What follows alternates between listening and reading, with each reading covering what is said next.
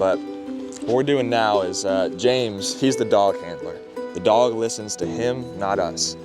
You feeling optimistic about the tags? You feeling good about? Yeah, Storm's percentage is pretty good. If we get another confirmation, it's all a series of events, but she's pretty confident. So when Storm's confident, I'm confident. So it'd be amazing for it to be Steve because his family's they're just good people. Casey, the search for Steven Cloyd continues. Rescue teams have been on the ground working every day to find Steven, trying to cover as much ground as they can. We've been out here about 2 weeks, and we've covered about roughly 6 miles. I know 2.8 square miles, but 6 miles total. Steven Cloyd was last heard from around 2 in the afternoon, the day Hurricane Helene brought catastrophic flooding to the region. Anything that we've got, we've tried to put back out to the community. From all of Sierra 5-5, thank you for every bit of support that we've got. Okay, so I just heard from James. I'm gonna call him on the cell phone right now, and I'm gonna let him share with you the really great news. We got your detected and sent them out for DNA testing. They could be legitimate. I've asked them for their SAR certifications. They sent me the Jimmy Irwin article. They refused to send me their certification numbers. And from what I've heard, they refused to provide it to Washington County and TBI. Why? I have no idea. Most SAR teams would have no problem. Most legitimate SAR teams would have no problem providing that information to anybody who asks, especially law enforcement. If this is scamming, if this isn't real, you guys, I don't know what else I could do. And as of January 3, 4:12 p.m., James Daugherty was arrested in Greenville. This is in Greene County, so he's in Greene County Sheriff's Office, that jail over there. The charges are fugitive from justice. We have confirmed this is the James Daugherty that is the head of Sierra 55, the group we've been investigating. And he would always say, no, it's okay, they can just scan that QR code, they'll see all that she's done. Then one day, I was sitting in the back seat, and I was with Storm, and I just looked over at the QR code, and I was like, I wonder. So I took my phone, and I looked it up, and it came up as a page of a whole different dog. And wow. The ID had her picture on it, or a German Shepherd's picture on it. But that QR code had like some different dog. Went to a different dog's page. And it was describing a different dog. Let me put it this way. If James was in front of me right now, I would haul off and duck him for lying to me.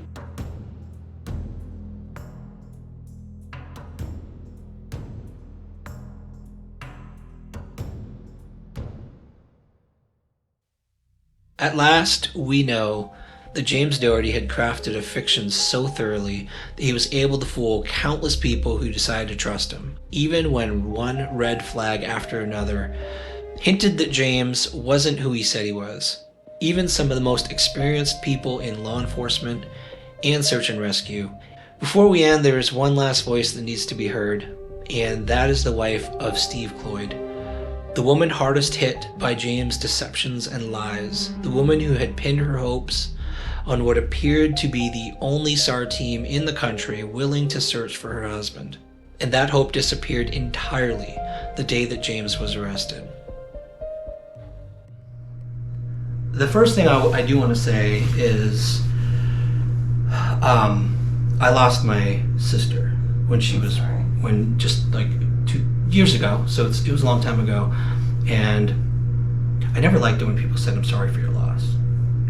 Everyone says that, you know what I mean? And for me, what I want to say to you is that I could never imagine what you're feeling, especially because it's not just a loss, it's no answers. Where is he, right? But you do have an army of angels behind you. This community, one thing I noticed during this investigation is this community has rallied behind you. I would not be here with this investigation, this whole documentary has nothing to do with me. Like, I was halfway through, your army of angels came in and they're like, dude, we've been looking into this group, here's this, and it just raced through. I have to say my army of angels are constantly working behind the scenes. Yes.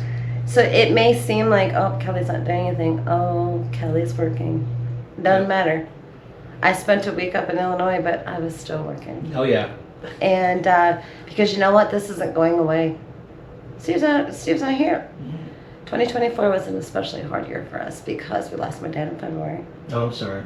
And it was, I mean, in the end, it's a blessing. I mean, because he was suffering. But when September 27th happened, my whole world crumbled. And here's the thing. For me, there's a few trigger words for me. You said something about sorry for your loss. It is a loss, but it's an indescribable loss. However, here's the thing. In that loss, I've gained too. I've gained a whole lot of family members. The other trigger word for me is widow. I hate that word. It's grim. It's what? Widow. Oh, okay. Firstly, I don't consider myself a widow. I don't have a physical body. I am not a widow. If Steve is deceased, which is my firm belief, I am married to a man with wings. And that's what I'm going to say. People don't realize this was September. September 27th, the day that lives in infamy. And and it's only January, which means 16 weeks. 16 weeks. And I can tell you from my experience losing my sister, which isn't even close because I had my sister. Like, we had her funeral at least. But even then, I would tell people a year later, like, you still feel the pain, slowly fades. And people don't realize it takes years. And then the pain, it doesn't go away. It changes into like this pit, but it's a warmth. It's a memory when you think about it later. It is. And like, I lost my mother almost 24 years ago. And you relive that day. It doesn't go away. No, it never goes away. So people say it gets better. No, it gets easier. It changes. It doesn't get better. But with Steve, not having that physical body, not knowing. Yeah.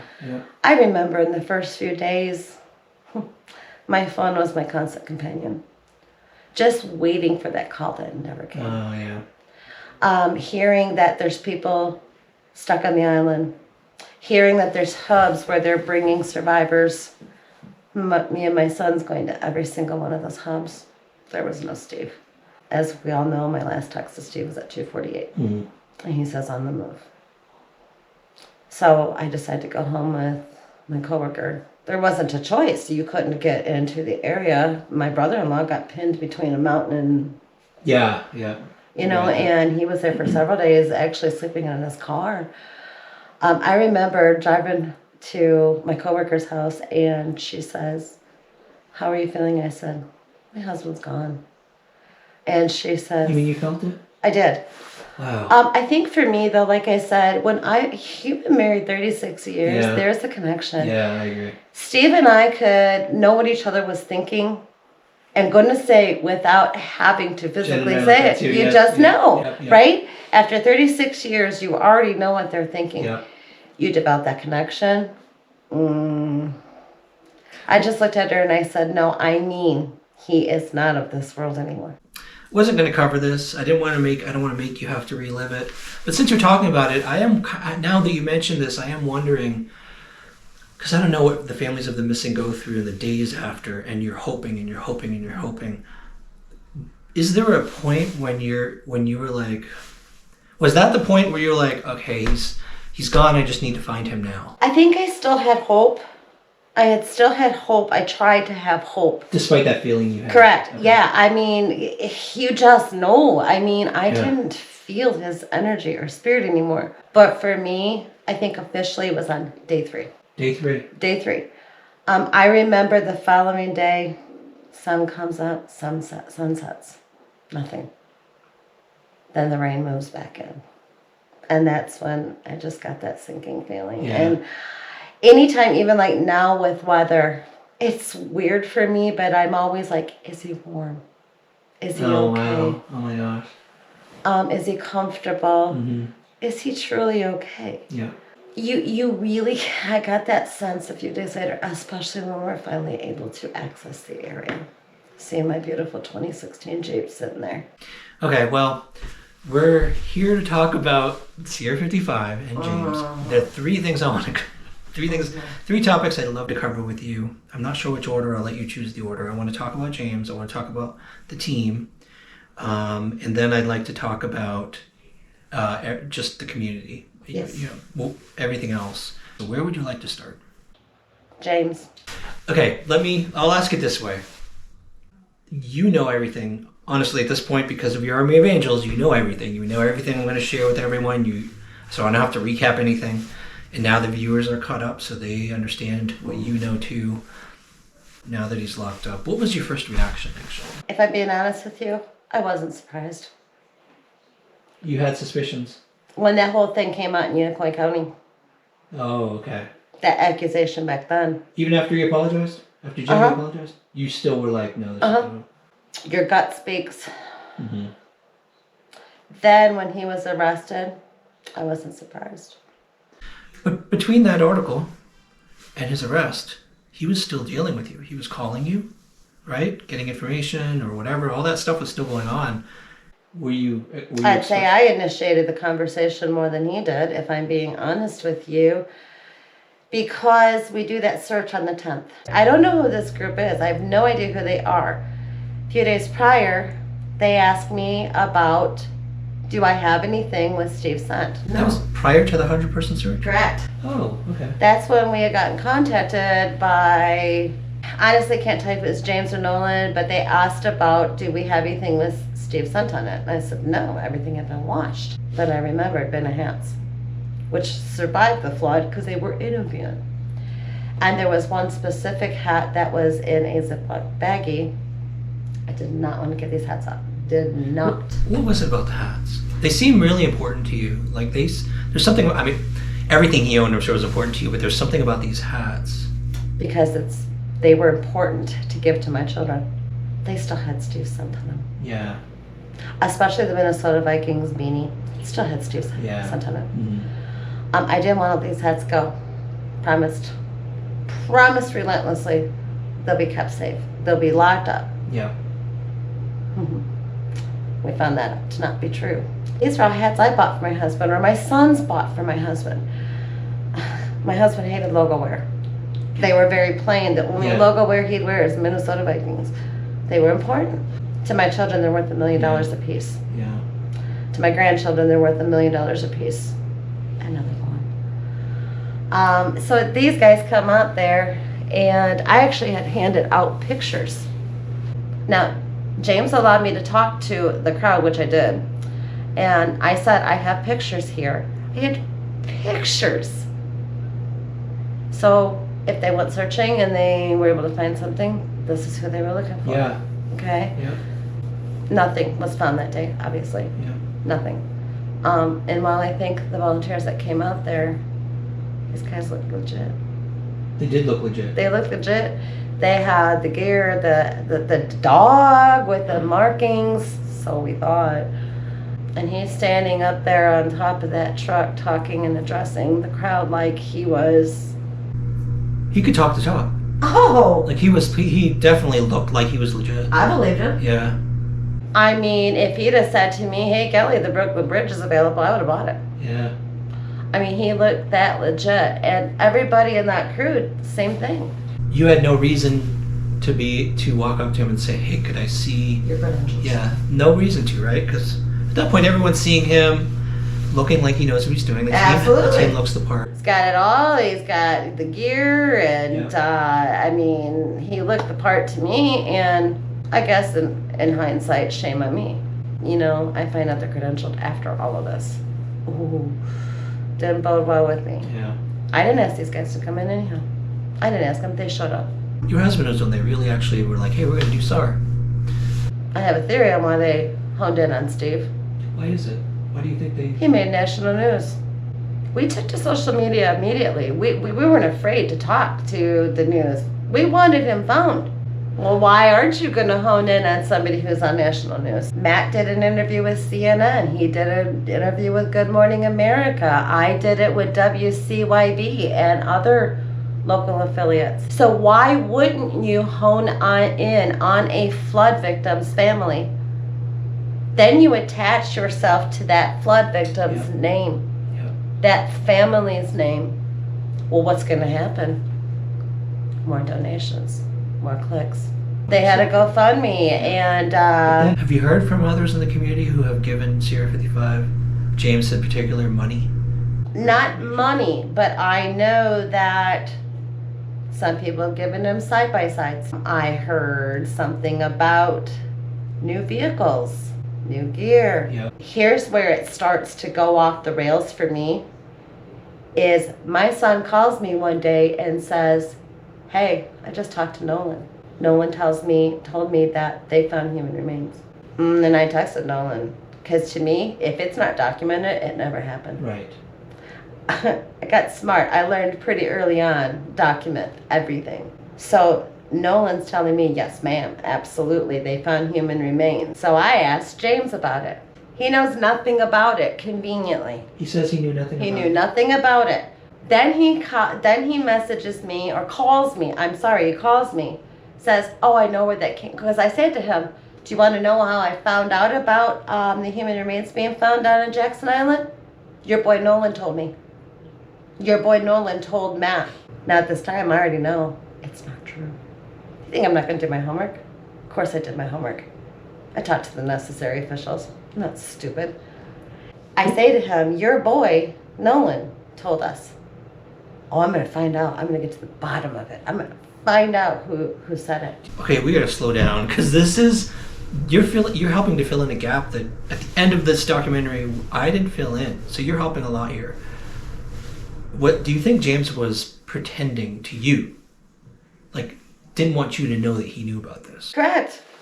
100%. Then he blamed some crew, some SAR team out of North Carolina. Angela said that too, yeah. Okay, and I'm like, so again, I already know.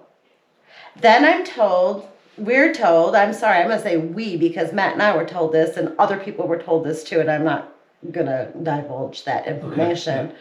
We're told that forestry came in, took the HRD, and they're going to send it off and analyze. It can take 6 to 8 weeks. Mm-hmm.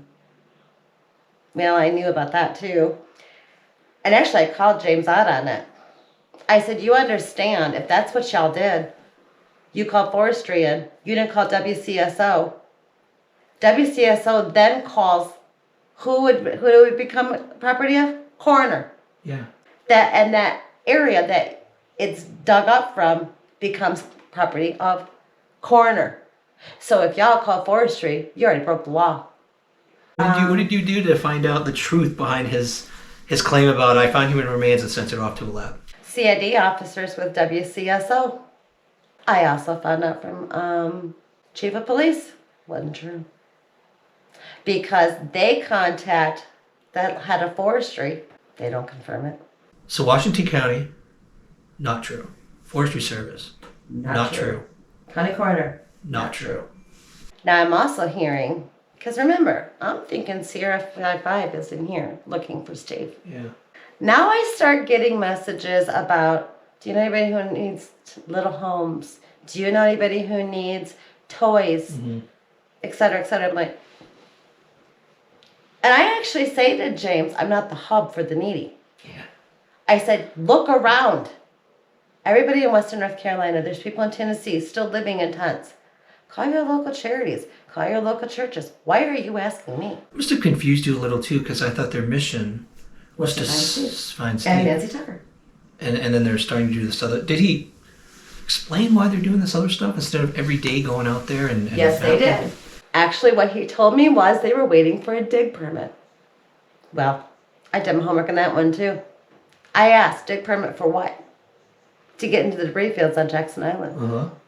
Here's what I'm told by officials. They didn't need a dig permit. To dig into the piles, they never needed a dig permit. They dug into the soil. Yes, they needed permission from forestry. Forestry didn't even necessarily have to be there, but they needed to know they were digging into the soil. Did he say he needed to dig into the soil? No, he always said digging into the piles. That's what James said? Always said digging into the piles. Into the piles, and he said he needed a permit for it. Needed a dig permit. And actually, I found out from information specialist for EMA, dig permit doesn't exist for what they were trying to do. I mean, this man is thinking that I'm some stupid woman or something. I'm Yeah. not doing my homework, you know, and I'm talking to chief of police. I'm talking to the officers in charge of Steve's case. I'm even sort of talking to EMA, and I'm using that loosely. You confirmed the official, the official way it should have gone if he found anything, if he really did, where he would have submitted it. You checked with every single agency, and he hadn't done that. And then people start to speculate, like, what did he do on the island? What did he do? Did he find something? Is he lying about finding something? Those are the two options, right? He either found something, and for whatever reason, it did something with it, but nobody knows. Or, right, which would be a nightmare scenario. Or he's lying, which... Are you leaning either way? Because I know I am, but I don't want to say. He's a lying piece of... There's a pattern, right? If somebody lies, That's and lies, all and this lies, man does. Yeah. I mean, and starting early part of December, I'm asking for my husband's hats back. Can you imagine if he lost my husband's hats, what he would have done with HRD? Oh, I cringe at that thought. So I start asking him early part of December, where's my husband's hats? Tells me Nolan took them to Florida. My response to that was, Steve's not missing in Florida. He's missing in Tennessee. Why'd they ever leave the state of Tennessee? Yeah. Oh, we'll get him back to you, ma'am. We'll get him back to you. And I said, by Christmas. My kids were here for Christmas. I said, they're taking them back to give to my other son and grandson. Christmas, James, no exception. Yep. Do you want to know how I know he was lying to me? How? I'm a mother of two. When my kids were in the hot seat, and my husband and I knew they were lying to us, what do kids do? They change the Change the subject. subject, yeah. The minute that man changed the subject, the first time on me, I called my son Matt and I said, that man's full of crap. The hats are gone. Which means at that time he was stalling. Yep. For some reason he was stalling. Then eventually when he was going to come clean with you, he wasn't going to come clean. He wrote a letter, apology letter. You've heard of that. Oh, yes. Oh, and I got to tell you, that did not bode well with me. I'm like... Instead of face-to-face, he's going to write a letter and have someone else deliver it to you. See, here's my thing with that even. That is such a wussy way out. Come clean. Yeah. I used to tell my kids again, mother of two, grandmother of almost 4. Just tell me the truth. I am more likely to get angry if I'm lied to. Yeah. Is it okay if we talk about that on camera? Absolutely. Okay, that happens. Do you find it happens more when you are higher energy? Very much. When you're worked up? Very much. How would Steve react if he was here and you were getting fired up? What would he usually do? He'd get fired up too. He would. He'd get fired up too. Oh yeah. The man was laid back, but OMG, I mean, if you got him fired up, oh, you better get out of the way because he's coming for you. Do you mind sharing with everyone? So the flickering, most people would be like, whatever, it always flickers. Do you mind telling them the story about when it flickers and when it doesn't? No, actually, so I had gone home for a week to Illinois. I left on the 10th, and I came home from work that day. A couple of the girls I work with were staying at my apartment while I was gone because that's just who I am. And I got home, turned the light on in my bedroom, and it flickered. Well, my one coworker says, hasn't flickered all day until you got home. So yes, I believe it's Steve's energy. That's just amazing. You're not here, it doesn't happen. No, it You're does not here, happen. It starts happening. And then it started happening yesterday and then into today. And I asked my coworker, I said, lights flicker while I was gone? She said not once. What's strange to me, it kind of made my heart jump because I've been in a lot of places where lights flicker and it's like, flicker, that's not a flicker. That's a off, on. That's a sign. It was at least a second long. I thought you might have lost power. I mean, the truth of the matter I've never seen that before. The truth of the matter is, Steve would not like what's going on. He would not like what James did. He would not like what any of them did. He's fired up. There's two pieces to this. There's the hats apology, and we definitely have to talk about that. But we've got the human remains issue is so important because we know he didn't go through any official channels. No. So we like to believe he lied. the people who are out there, and there's going to be a lot of them. People like conspiracy theories, and they're going to be like, okay, I bet he found something and he sent it to a private lab, and that's why he wanted the hats. Do you think there's any weight to that story, however horrible it is to think that scenario? Or can you think of some other reason he would have wanted to keep your hats? Or did he just lose them? Okay, so the hats. I have a couple theories on that. Okay. He either legitimately lost it and just wouldn't own up to his mistake, or they got sold. Let's just call it what it is. There's a lot of sick people out there. You got a victim of a flood who's making national headlines, right? Yeah. Oh, those are Steve Cloyd's hats. Let's sell them. Now, I've also had another theory that perhaps when they were dropping off stuff to hubs or whatever, maybe they didn't realize that those hats belonged to Steve. You know, I think you just hit on something really important, because Nolan and you saw the interviews, and they said, we were not told this was important. We were not told this was in the truck. And if they weren't told it was important, then what you just said is the most likely scenario. Correct. It was just another thing of hats. They didn't know. Dylan had no idea they had the hats. Oh, that's just frustrating to me, because this whole time I'm under the impression Nolan has the hats and they're under lock and key. I heard that more than once. I remember James saying to me when I'm asking for them back around Christmas, he says to me, that is important, but right now what we're really focused on is the tiny homes, is that's not why you're supposed to be here. Yeah.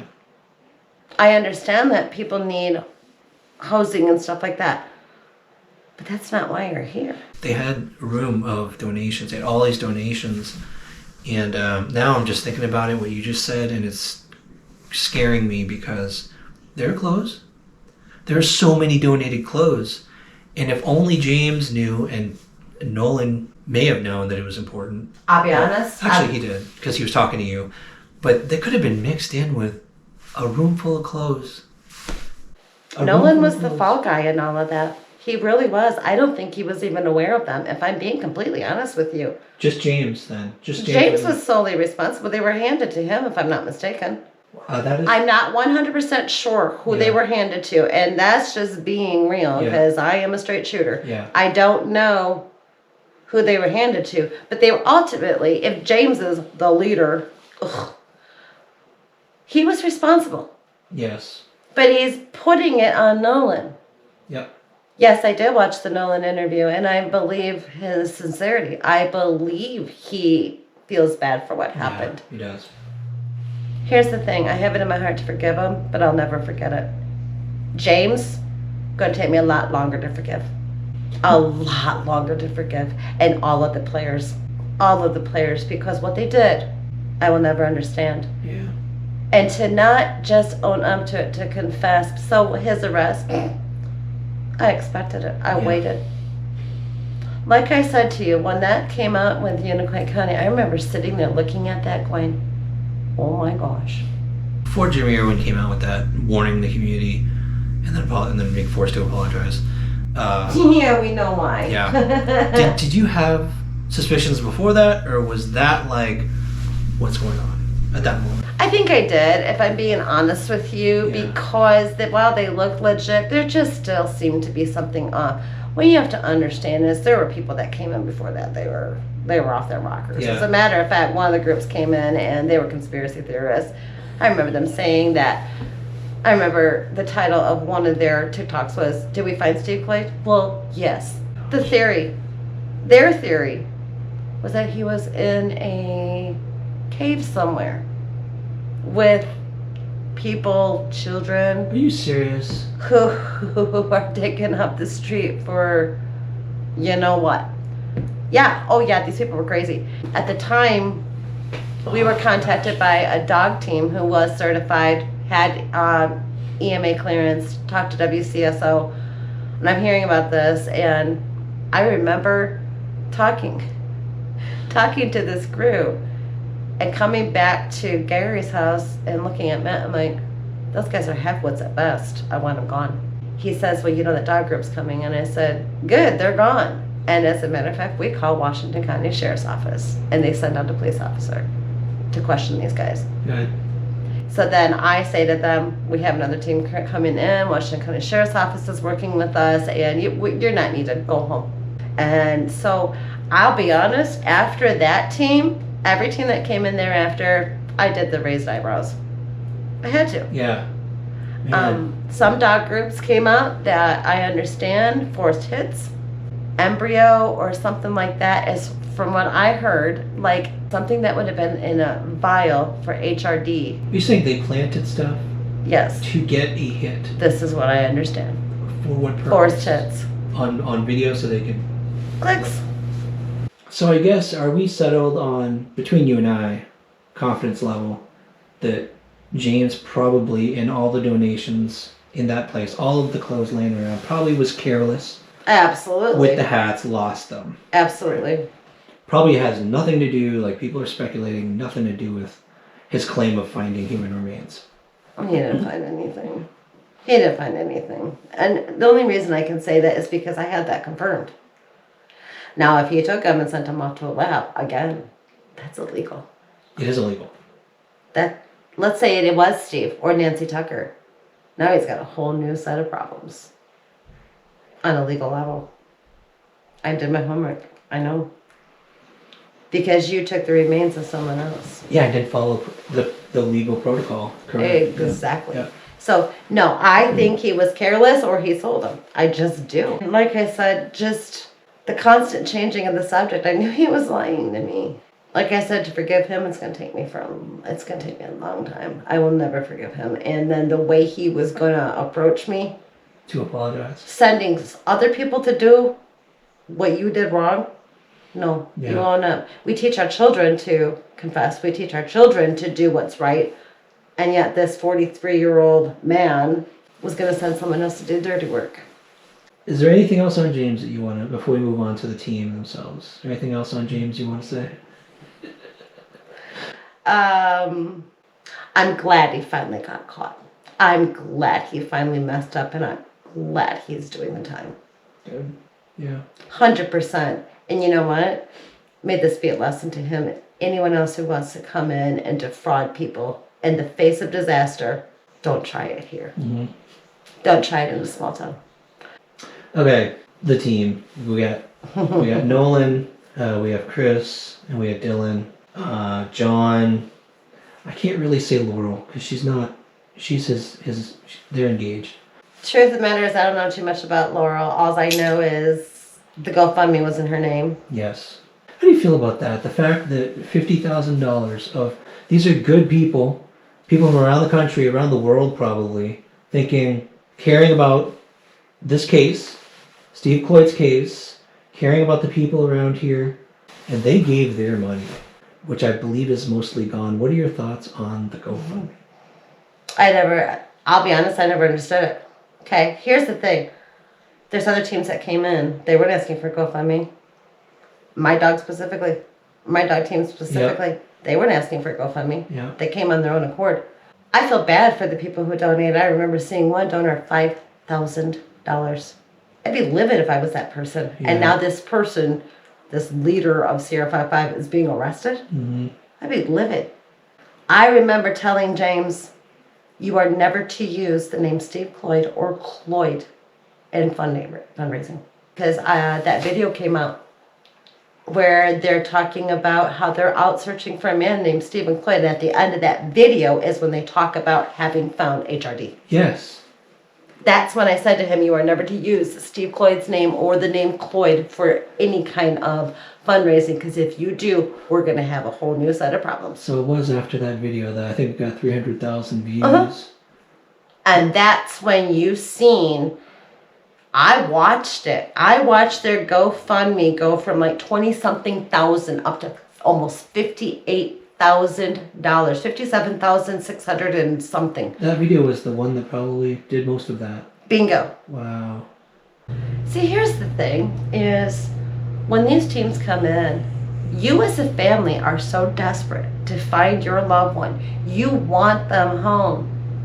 You kind of go, okay, yeah, absolutely. Do anything. Yeah. I am at your mercy because you're going to go out there and search.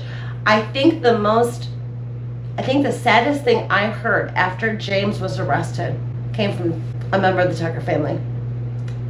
And he said, and I quote, "What upset me was at least somebody was out there searching for them." And my follow-up to response to him was, they weren't, though. Yeah, that's true. I believe they were out there for 2 to 3 weeks and they had a right to Greene County. I said, they weren't looking, honey. I call it going out there and playing soldier boy.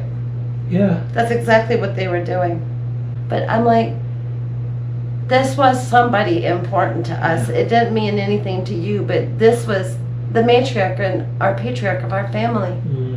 My son, I remember in the middle of a field when we're out there after we've seen the Jeep and we're looking for my husband, him standing in the middle of a field in tears. And of course, Matt and I were like, oh gosh, you know, hugging him. And he says, I just want to let you know that we're expecting a baby. The baby's due May 25th, 3 days after my husband's birthday.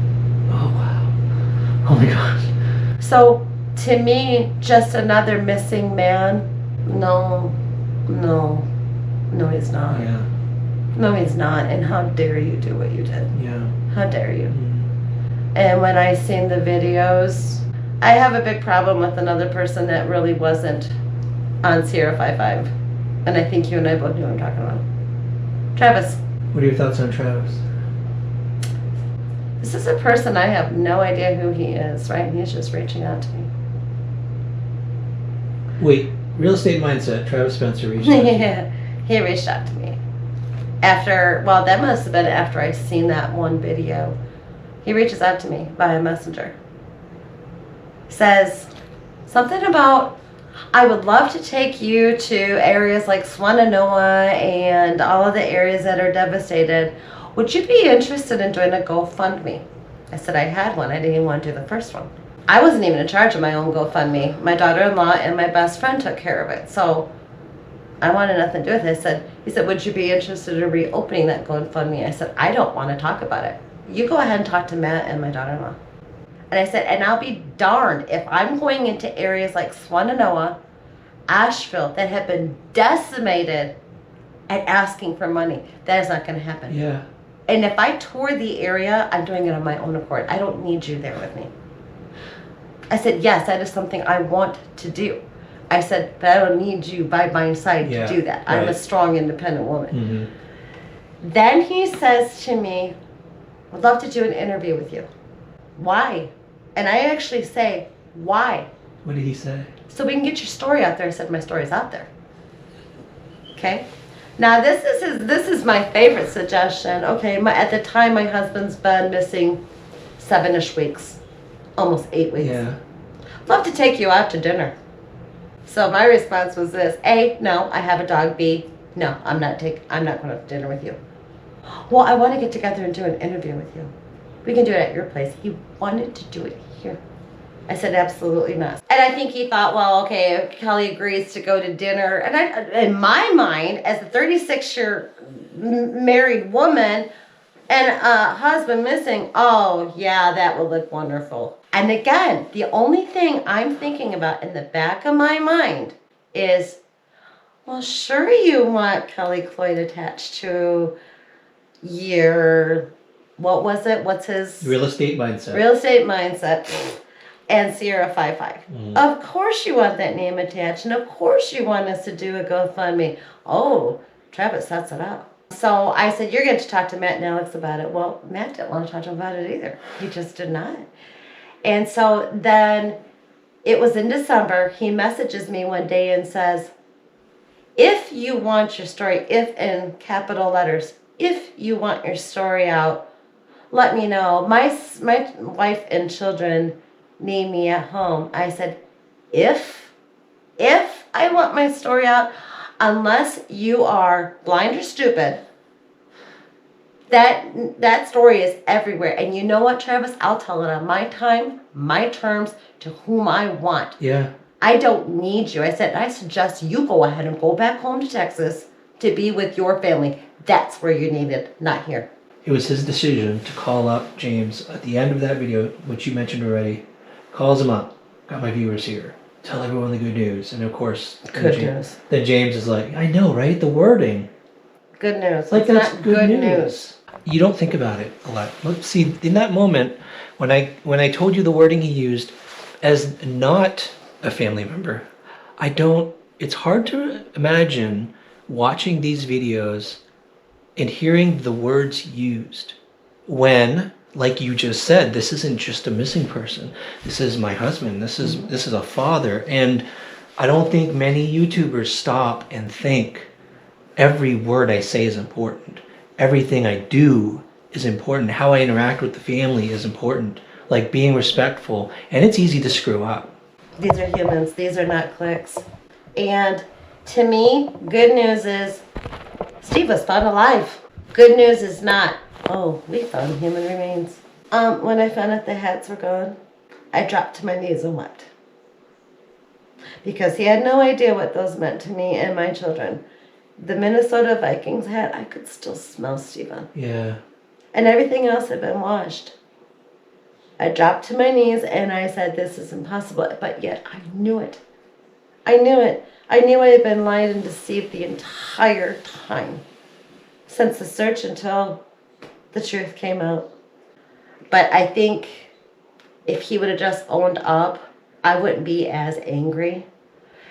That's the hardest emotion for me, is the anger. I'm pretty laid back, I'm pretty chill, but when I get fired up, I'm fired up, and I won't stop. That anger is the hardest part for me to quell. Let me put it this way.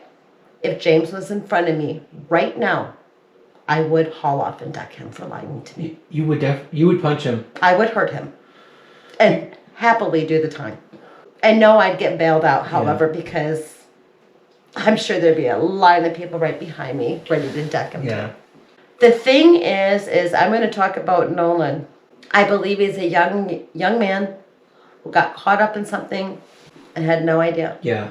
When I talk to Nolan or see anything with Nolan, I think he's sincere.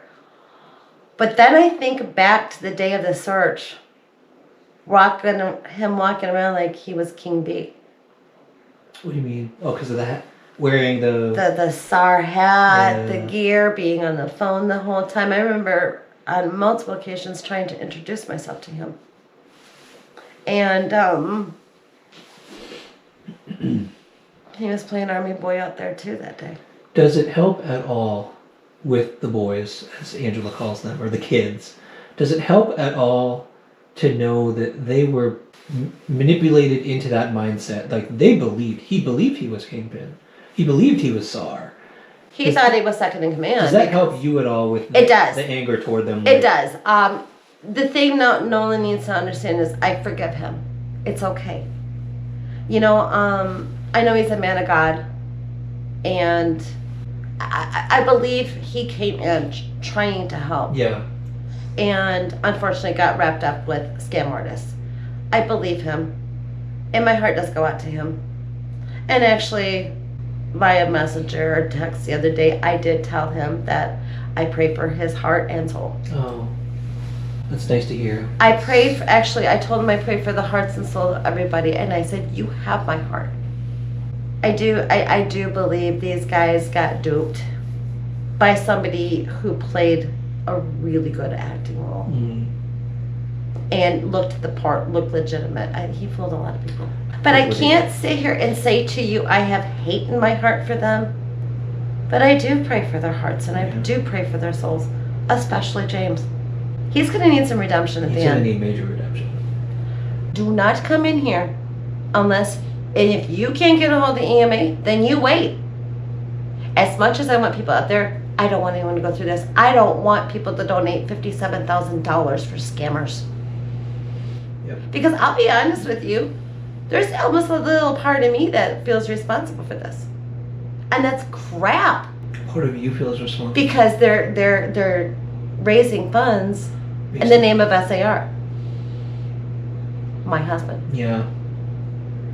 So I keep saying I'd like to play Robin Hood. I want to rob Peter, pay Paul back. Would it be nice to get those? It would. Yeah. Do I think that's going to happen? No. Let's put it this way, I would give it back if I had it.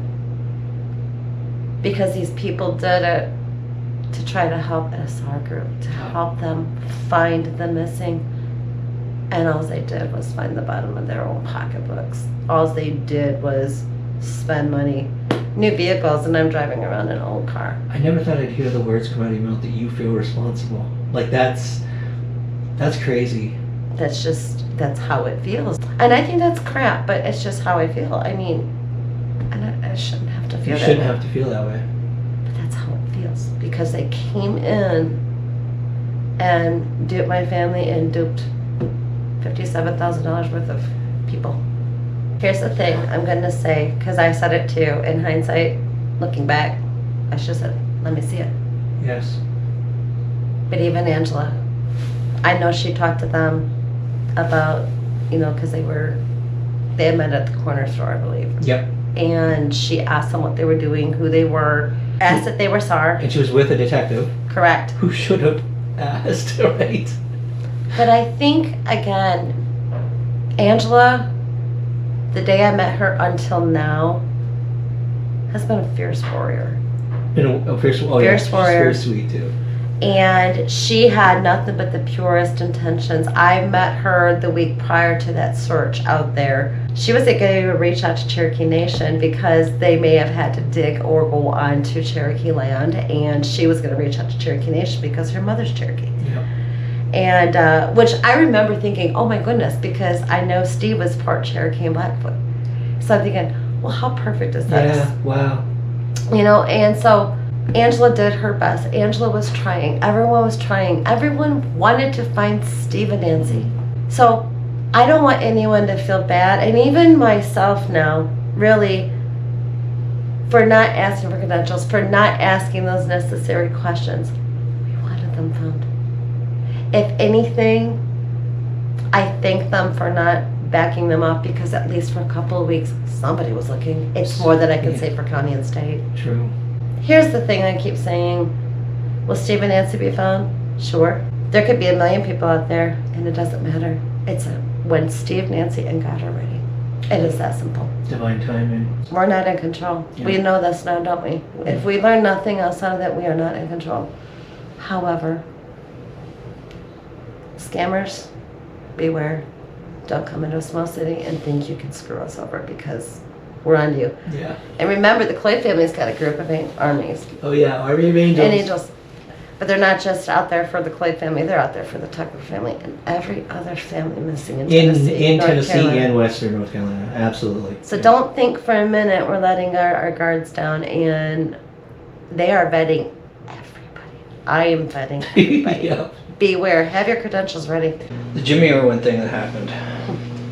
Back in November, Jimmy Irwin, God bless him, was brave enough to speak up and just to be like, who are these guys? Yeah. Washington County and TBI both failed to do a cursory check of a guy with a warrant. Do you have any thoughts on that? Why? Yeah. Why? They're coming into your county, your state. They're not from here. Why aren't you investigating them? I was told they're not being investigated. That's a problem for me. Why? You don't know who they are. You didn't ask for their credentials any more than anybody else, because, well, we're pretty much told as a family is anyone who wants to come and search. And so that becomes a free-for-all. But now I hear, talking to WCSO, they're bringing Sierra 55 in to just have a conversation. Go over notes, compare notes. I actually asked to be there. I was told no, which, okay, that's fine, whatever. Did they have the code? Sierra 55 canceled and lawyered up. Yeah. Why? Because I remember saying to the WCSO officer, Sierra 55 had much to hide. And he says, kind of what we're thinking. So I think WCSO knew something was up. They're presenting themselves to you as, well, we don't know what they're doing, like their hands are tied. But on Jackson Island, Wendy from Redline, Butch Mann, and James were there, right? Yeah. And the cop pulled up because he's like, what are you guys doing here? You can't be on this island. So Wendy was like, we're SAR and we're just running dogs. He's like, give me your credentials. The cop actually asked him for their credentials, and Wendy's like, yeah, no problem, I'm SAR. Here you go. And Butch pulled out all his credentials. He's a legitimate dog handler, and James was like, "Oh, I left mine down in North Carolina, but here's my ID. My ID. Here's my ID." The cop, that was an opportunity for that cop to number one, recognize that that's weird. This guy isn't giving me his credentials. So why didn't he run the name? Why didn't he run the ID at that moment? That was a missed opportunity. The warrant would have come up. The warrant would have popped up. Yep. That's a fail. Yep. That's a big fail. Maybe we would be 57 grand in the hole. Maybe we wouldn't be hours and hours trying to figure out what they were doing, if they were doing anything. That's a big fail, and that should have been a red flag. No. But like I said, WCSO had to have thought about something. Something was amiss because they wanted to talk to him. And when they didn't, what was stopping them from checking them then? Doing a warrant check. Mm-hmm. I know they knew who James was, but I don't know if they knew who the rest of the players were. Right. I don't know. And I'm saying players because they're all actors. Yeah. I'm going to say it again. I'm going to say it 1,000,001 times over. If EMA, WCSO, TBI don't do due diligence, it's the wild, wild west out here. Mm-hmm. They're going rogue. They're doing their own damn thing. And they got away with it, didn't they? They got away with it. So hopefully they will learn the lesson. Hopefully TBI will be talking to them. Hopefully WCSO will be talking to them. And hopefully EMA will pick up the damn phone now. Specifically the director. EMA is not talking to you? Mm-mm. Since when? Oh no, they were happy to have me come down to the information office and meet the mayor and everybody else and make my little statement on how I had total faith in the system and the local government, but I go on to talk about how I'm so thankful for community, and if not for community, you know, I keep saying I'd be living in a tent too if not for community. Mm-hmm. Was promised he would air a second part of that. No, he never did. And I called him out on it. That second part never came. Wow. Then I get contacted right around Thanksgiving by James Matthews. Not Evan Clyburn. James Matthews. We're going to go through do search. He doesn't really say how long. Okay. Then proceeds to tell me that he's not even going home to spend Thanksgiving with his family. I said, neither am I. Mine are gone. Then he tells me Evan Clyburn had been in surgery. I said, really? Has he been in surgery for 7 weeks? He hasn't unanswered phone calls. I said, yes, he has. And I can show you proof of dog teams that have been waiting to talk to him. I got one call from Evan Clyburn in all this time, right? I was not able to take his call. And then the following day, I returned his call. Never got a return call. And that voice message to Evan, I also asked him to reach out to my son, Matt. Matt never got a call either. James Matthews has been doing the calling, but even that's been limited. It's been a disappointment, the communication, the lack thereof. It's been awful. Even with WCSO in the beginning, the communication was good, but I've even noticed that's gotten a little lackey. It's gotten a little lackey, so... Starting to slow down. Yeah. James Matthews from EMA promised us maps of search areas. We're still waiting for those. That would be helpful. We're still waiting for those. Yeah. County probably doesn't have the resources, but the state does. And the state has, if the state doesn't have the resources, if the state doesn't have the experts, the equipment, can't you pick up a phone? Yeah. Someone. FEMA, government. Yeah. Another state. Yeah. I mean, I come from Illinois, and there's a disaster plan in place for everything. Yep. It just shouldn't take the families finding their own resources, their own teams. We're not credentialed to check credentials. Right. I can't call Greene County or Kentucky and go, okay, is this guy okay? I can't do that, but No. they can. Yes.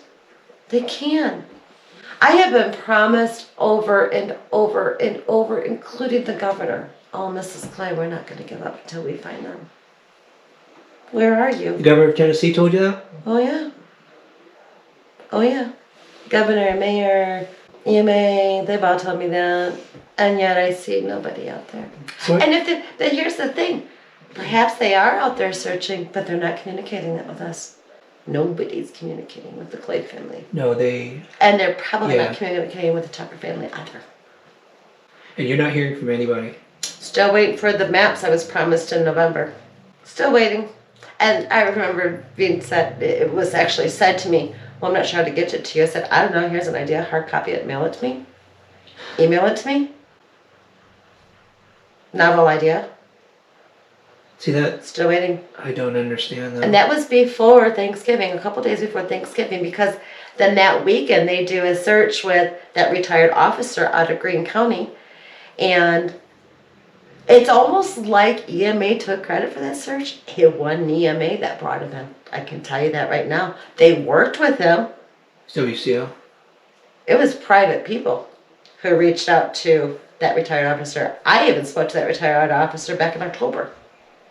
But you know what I keep saying is where I work, I'm a manager. I have to have a plan in place for every possible scenario. Yes. You don't wait for it to pop up. Right. You don't wait for people to get duped by a SAR group before you go, oh, there might be a problem here. No, you should have been out there doing your job too. Yeah. That's why I don't want anybody else to come in and go, we should have known. That's not our job. We're not law enforcement. We're not EMA. Yep. We're not government. Everybody needs to do their job, the officials. It's that simple. Yep. Because I think this could have been avoided. But darn if I would have listened to Jimmy Irwin. But when he was right the whole time. And I actually had to retract my own statement where I say, I think he owes our family an apology. I had to retract that. He was right the whole time. Yes, Jimmy Irwin was right the whole time. He was right the whole time. Yep. So he thought he called out the wrong group, but I think he knew the whole time he had the right group. But then Travis comes out with that basically be quiet or else kind of statement. Sorry, but that's what it was. It was a bullying statement. He spent the whole video bullying Jimmy, trashing Jimmy. Man was right. He was right. Amazing how Unicoi County figured it out, but Washington County couldn't. Good point. Unfortunately, or TBI. Yeah. TBI didn't either. TBI didn't check the warrant. And they're supposed to be. You know what's funny? When I was coming home from Illinois yesterday, I drove by TBI's headquarters, and I literally looked at the building and laughed. I laughed at it. That's not like me, because I am very much respectful towards government officials and entities. Same. Yeah. But when you're, I see the governor, the mayor, and I remember when the governor came here. They were supposed to be here talking to flood victims and their families. Yeah. And no, it was a hobnob session. It's that simple. And he asked me what he can do. I said, find my husband. Oh, we're working on it, man. He's talking to and addressing the crowd, and I walked away because I was tired of hearing the lies. Yeah. Because I knew what it was. Senators there that voted down disaster relief making an appearance. I could talk to you forever about this. So after all is said and done, is there anything that you would like the community to hear from you as we close out this whole thing and move on to the next stage of looking for Steve? Yeah, community. Oh, gosh. What can I say? Big hearts, kindness, love, compassion, empathy, sympathy. If not for them, I'd be living in a tent. I wouldn't be as far along as I am. Yeah. They're making it hard for me to make a decision. A key, crucial, important decision. Do I stay or do I go back to Illinois? Because I consider all of these people my family. Yeah. Extended Cloyds, and I'm so happy to welcome them in, just as they welcomed me. I'm not sure that I made my decision yet, but I can tell you, coming into Tennessee from Illinois last night, I smiled when I seen Welcome to Tennessee. But this community, it's so strong. It is so amazing and so key in my progression. Gary's home, just making us feel loved and warm and welcome and like we truly matter. And they have to know they matter more to us. And without them, I don't think we'd be this far along. And I'm forever grateful, forever thankful. And they're all right here, and that's where they're all going to stay. I met so many people I can't remember names on. But trust me, I remember every one of you. And I will never forget. And they're out here still working for us. For me, for Steve. And I'm forever thankful. And I want to thank you for being willing to sit down with, of all people, a YouTuber after your experience with YouTubers. Yeah. But I just want to thank you for being willing to talk about this experience that I'm sure has been probably one of the most painful experiences. And I'm not even talking about what happened with the floods. I'm talking about being defrauded by someone. Yeah. And the level of forgiveness I'm seeing from you, forgiving the team, still being positive for the community, and I hope and pray that you do choose Tennessee. I know. You know, like I said, you have to have forgiveness in your heart, because if I don't forgive, I go nuts. I can't let what Sierra 5-5 did encompass my entire world. I will not let them. Right. What I am focused on is finding my husband, laying him to rest in the manner which he chose, welcoming that new grandbaby coming in May. Oh, yay. And making sure my boys are okay, my grandchildren are okay. That is what's important, because it's the in-between that counts. It's not the beginning, it's not the end. It's what happens in between there that counts. That's what you take with you. That's what he took with him. And so, Sierra 5-5, they're the past, they're my history. We move forward, I move forward with his help. And we got this. I feel like that's the motto. We got this. We got this. Cloyd strong, Cloyd proud, and we got this. Yep. But Awesome. I thank you for your time. I thank you for coming out. I thank you for letting me be candid. Not course. coercing me, not forcing me to do an interview. Yeah. I did this of my own accord and choice, because it's very important to hear it from my words. Like I said, I pick, I choose. Mhm. I don't need somebody telling me what to do. I'm 55 years old. I'm a big girl. And I'm not stupid. So I thank you for your time, and I thank you for uncovering what they did. And I hope going forward, nobody ever has to go through this again. It's bad enough we lost our husband, father, grandfather.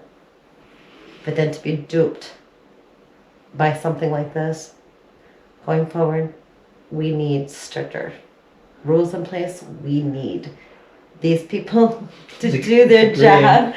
To do their job, we need government to step in, but we need better protection for families. Yep. It's that simple. So thank you for what you're doing too, and exposing what they did, so that it never ever happens again. Not in this community. Not in Tennessee. We got you. Try it again in a small town. That's right. Thank you, Kelly, so much. you. And we'll stay in touch, of course. Yes, please. All right. Okay, thank you. Fire department. Okay, so this is Corey Hendrickson, the assistant title. The Assistant Chief of the Busk Volunteer Fire Department. Thank you. As prior to January 1st. It's a long title, so I Yes. can remember. Prior to January 1st. So this is the guy I kept mentioning in this documentary as the guy who's been really instrumental to this whole investigation along the way. I don't know if we could have gotten to this point without his help. So he knows everything. I don't need to explain anything to him. Now at this point in the documentary, you all know the truth about James and Sierra 55. I just wanted to get your thoughts for the community on this whole situation with James and Sierra 55. Well, now that this is coming to a closing, the biggest thing I want everybody to know is that people down here are paying attention. If you're going to come down here and try to scam people, try to do anything nefarious, kick somebody while they're down, there's people paying attention. It's taken a lot to put this together, because he was good at what he did. And I'll give him credit on that aspect. He messed over a lot of people, but at the end of the day, we want people to know people are paying attention, and we're not standing for it. Things are getting done, and all the entities that are involved are paying attention to things like this. We have it hard enough down here already, and if it wasn't for God's help and everybody coming together for this, we wouldn't be recovering. So Amen to that.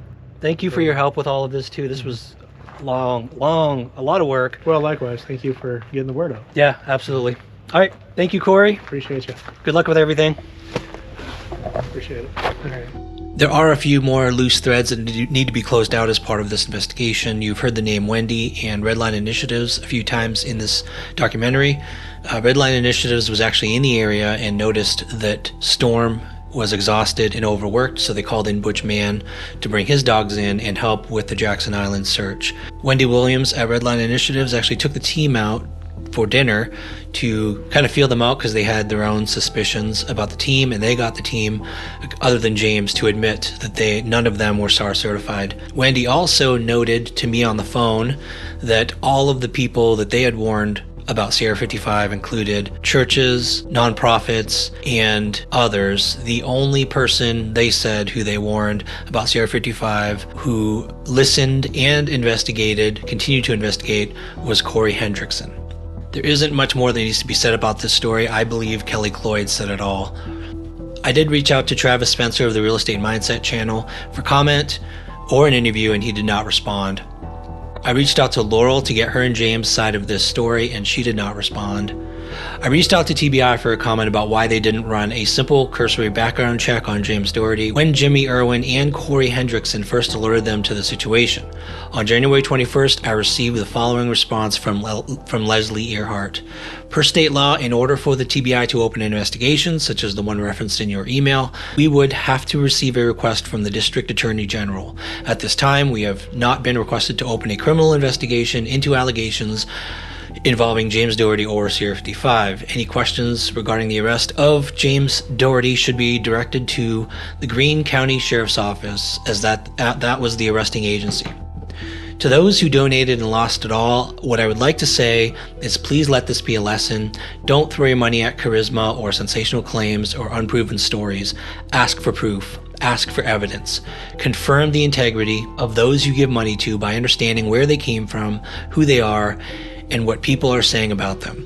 Don't ignore red flags, and don't ignore it and just walk away. By walking away and not reporting it, you're allowing those scam artists to victimize more people. And in many cases, those are people in your community. However, if you are a donor or have otherwise been scammed by James Daugherty, please make sure to let the Greene County Sheriff's Office, Washington County Sheriff's Office, and especially Dan Armstrong, the Greene County District Attorney, at 423-787-1450, aware of how you feel about this situation and the fact that even now, law enforcement is failing.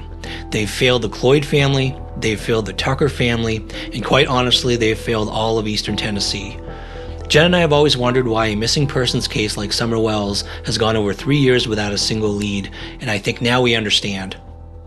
The East Tennessee region of TBI and local law enforcement appears to be so incompetent that even when they're handed a fugitive from justice on a silver platter by local officials, they can't even be bothered to do a 5-minute cursory warrant check. It took a local citizen discovering and reporting the Kentucky warrant almost 3 months after Jimmy and Corey alerted them to this local search and rescue scam for James to be arrested. And even now, all they've done is send him away, but refuse to conduct a criminal investigation into this elaborate scam that hurts so many in our communities. To disaster scammers, if you think you're going to come into Appalachia and run the kind of scams you run after disasters in other parts of the country, I suggest you think twice. Because there really is an army of angels standing guard in these mountains, and if you're still here, you're next. As Mrs. Cloyd says, you better be prepared.